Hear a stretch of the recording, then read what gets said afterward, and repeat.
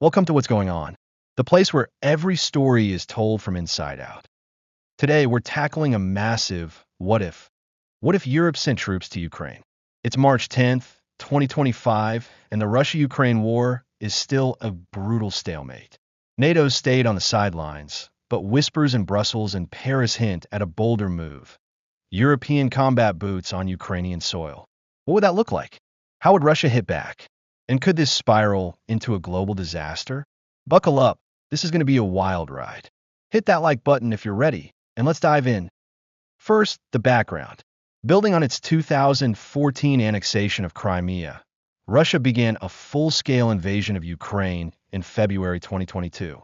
Although Ukraine now has Western equipment, such as HIMARS, Storm Shadow missiles, and Leopard tanks, neither NATO nor EU forces have engaged in direct combat. Let's say that changes.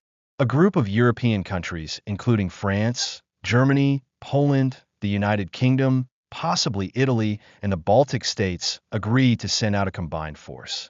Why? Perhaps Ukraine is losing ground in Zaporizhia, or Russia is once again bombarding Kiev. Europe declares, we're done watching, regardless of the trigger. How about planning this? Complete chaos.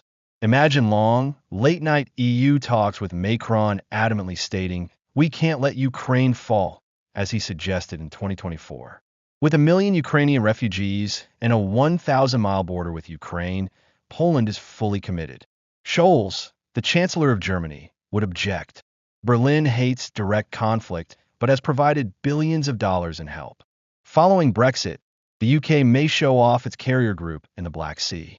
They assemble a force, 50,000 soldiers, 200 tanks, and 100 jets, under a single EU-NATO hybrid leadership after weeks of shouting. It's moving, even though it's messy. These troops, German engineers fortifying Odessa, Polish mechanized brigades in Kharkiv, and French Foreign Legion veterans in Dnipro, hit Ukraine.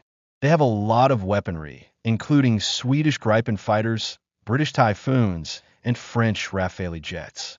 As Leopard 2 A7S, elite tanks with active protection systems, arrive, Ukrainian soldiers applaud. The task? Hold on, perhaps retake Severodonetsk or Lyman. We're not just funding this anymore. We're fighting is the message Europe is sending. President Zelensky of Ukraine refers to the event as a historic turning point. However, Russia? They aren't applauding. Now, the main concern is escalation. The majority of these European countries, France, Germany, Poland, and the Baltics, are members of NATO. Russia might not split hairs, but this isn't a NATO op.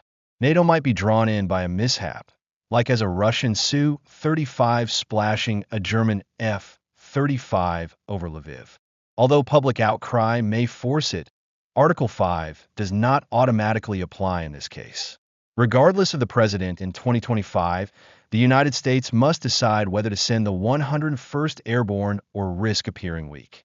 As the West is preoccupied, China may covertly send Russia more chips or drones while keeping an eye on Taiwan. Iran might continue using ballistic missiles. All of a sudden, it's a global chessboard, not simply Ukraine. However, what if it succeeds? Assume that European forces capture Donetsk and connect with the 47th Mechanized Brigade of Ukraine, those men with the American Bradleys. Mariupol is retaken by a counteroffensive. Russia's overextended lines break. The sanctions are more severe. Oil revenue is declining, and the ruble is toast. Putin is compelled to engage in talks and may give up Crimea in exchange for peace. Europe shows its resilience by emerging bloodied but proud. Ukraine continues to exist as an independent nation. Hollywood style, but what are the chances? Slim.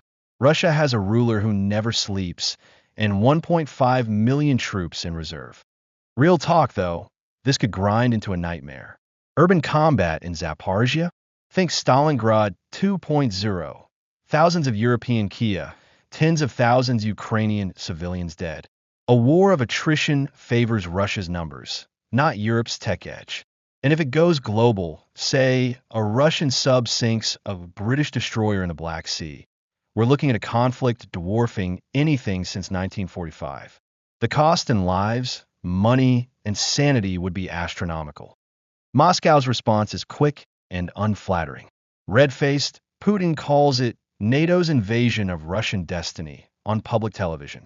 Russia quickly adds 100,000 more soldiers, including conscripts, Wagner remnants, and if the allegations are true, North Korean mercenaries.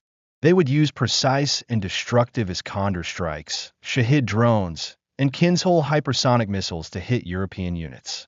A Polish convoy was burnt by artillery, and a French unit was shredded close to Bakhmut. The casualties are mounting quickly. The nuclear saber-rattling comes next. According to Russian policy, if they feel surrounded, they can use tactical nuclear weapons, such as a 10-kiloton blast on a European base. Not likely? Yes. Scary? Of course. What does this leave us, then? Europe's decision to send troops to Ukraine is a risky one. It might start a firestorm or save a country. Although it's still speculative as of March 2025, the discussion is intensifying. Do you think Europe should maintain the status quo or take a chance? We have more scenarios planned. So please share your thoughts in the comment section and hit subscribe if this in-depth analysis got you thinking. I appreciate you watching, be careful, and I'll see you in the next one.